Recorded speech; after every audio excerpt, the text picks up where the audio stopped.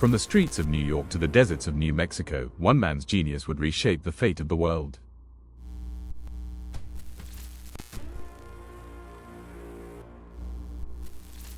Robert J. Oppenheimer was born on April 22, 1904, into a wealthy and cultured Jewish family in New York City. As a child, Robert showed insatiable curiosity, collecting minerals, reading classics, and mastering subjects far beyond his years. Gifted yet shy, Oppenheimer thrived at the Ethical Culture School, excelling in literature, languages, and science. Raised among art, literature, and wealth, Robert absorbed culture and intellect, foundations that shaped his path toward science. At Harvard, Oppenheimer studied chemistry but immersed himself in literature, philosophy, and languages, graduating in just 3 years. Oppenheimer traveled to Europe, where he studied theoretical physics in Göttingen under Max Born, entering the world of quantum mechanics. At Cambridge, he struggled in the lab, awkward with experiments but brilliant in theory, his restless mind both a gift and a burden. Emotionally fragile and socially isolated, Oppenheimer battled inner turmoil, even brushing dangerously close to breakdown. By 1929, Oppenheimer returned to America, joining Berkeley and Caltech, quickly gaining fame as a brilliant young physicist. Though nervous and eccentric, Oppenheimer's brilliance drew students, establishing him as one of America's leading theoretical physicists.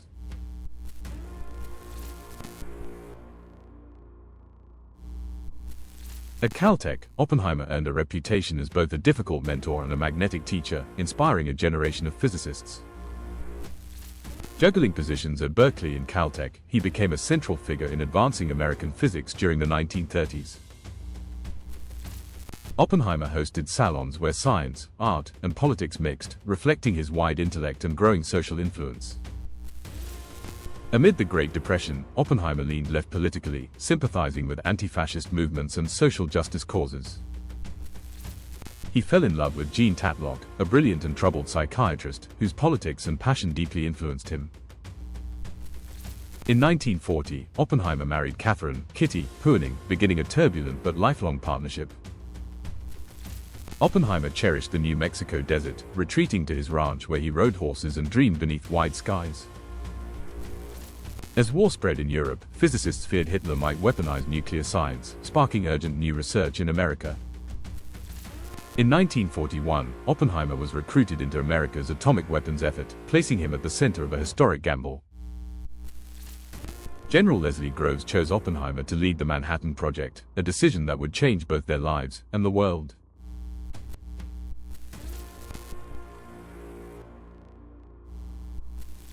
Oppenheimer chose Los Alamos, New Mexico, to build a secret laboratory where the atomic bomb would take shape. He gathered the brightest physicists, Fermi, Bohr, Feynman, and others, forming a community of minds hidden in the desert. In makeshift labs, scientists worked day and night, balancing theory with engineering to unlock the power of the atom. The military demanded results, pushing Oppenheimer to keep the scientists focused under relentless wartime pressure.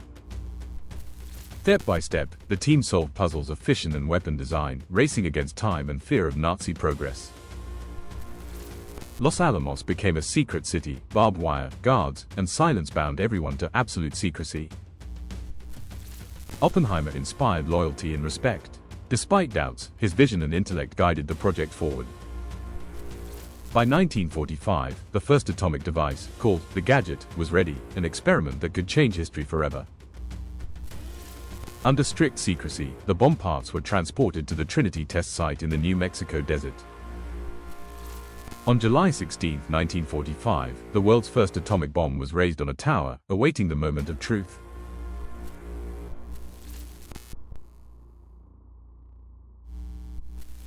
In the early hours of July 16, 1945, Oppenheimer and his team prepared to test the most powerful weapon ever built.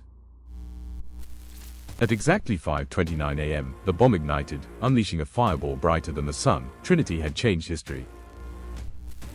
Haunted by the sight, Oppenheimer recalled the Bhagavad Gita, "Now I am become death, the destroyer of worlds."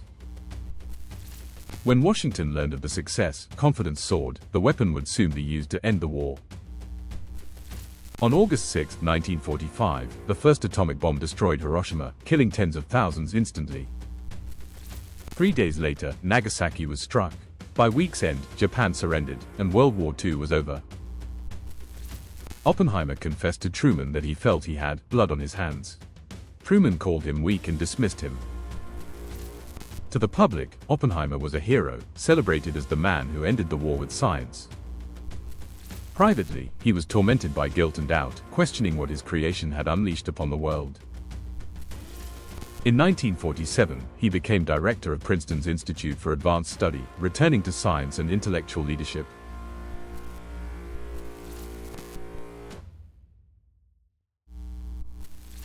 Oppenheimer urged international control of nuclear weapons, fearing an arms race that could threaten all humanity.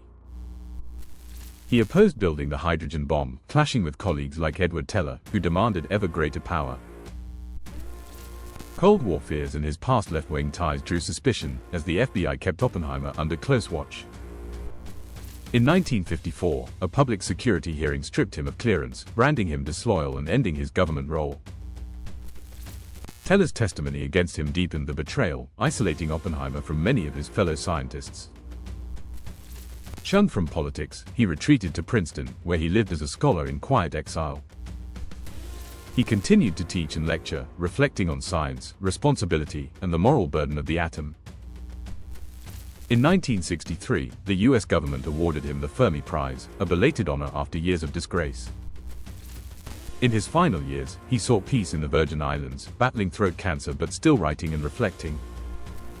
Robert Oppenheimer died in 1967, remembered as both the brilliant father of the atomic bomb and a man forever haunted by its shadow. Robert Oppenheimer's life proved that brilliance can shape destiny, but it also carries a weight no man can escape.